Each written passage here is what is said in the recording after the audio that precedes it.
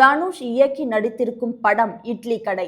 இதற்கு முன்பு அவரது இயக்கத்தில் அடுத்தடுத்து வெளியான ராயன், நிலவுக்கு என்மேல் என்னடி கோபம் இரண்டு படங்களும் கலவையான விமர்சனங்களை பெற்றிருந்தது. இந்நிலையில் குறுகிய இடைவெளியில் இட்லி கடை அக்டோபர் 1 அன்று வெளியாகியிருக்கிறது. கிராமத்து பின்னணியில் அமைந்த குடும்ப படமாக வெளியாகியிருக்கும் இட்லி கடை படத்தில் நித்யா மேனன், அருண் விஜய், சத்யராஜ், ராஜ்கிரண், ஷாலினி பாண்டே, பார்த்திபன், பிரகாஷ் ராஜ், சமுத்திரகனி என நட்சத்திர பட்டாளமே உள்ளது. இட்லி கடை ரசிகர்களை கவர்ந்ததா? இப்படம் குறித்து பல்வேறு ஊடகங்களில் வெளியாகியிருக்கும் விமர்சனங்களை காணலாம். இந்து தமிழ் திசை இணையதளத்தில் வெளியான விமர்சனத்தில் படத்தின் கதை குறித்து இவ்வாறு கூறப்பட்டுள்ளது.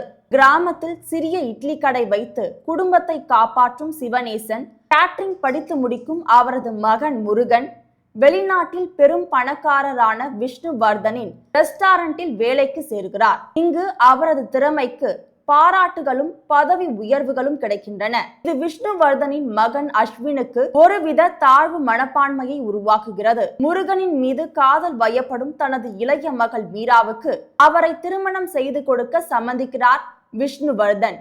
ஆனால் அதற்கு ஒரு நிபந்தனையும் விதிக்கிறார். எனினும் ஒரு மரணத்தால் ஹீரோ எடுக்கும் முடிவு அஸ்வினுக்கு முருகனின் மீது பகையை ஏற்படுத்துகிறது. இதன் பிறகு என்ன நடக்கிறது என்பதே இட்லி கடை படத்தின் திரைக்கதை.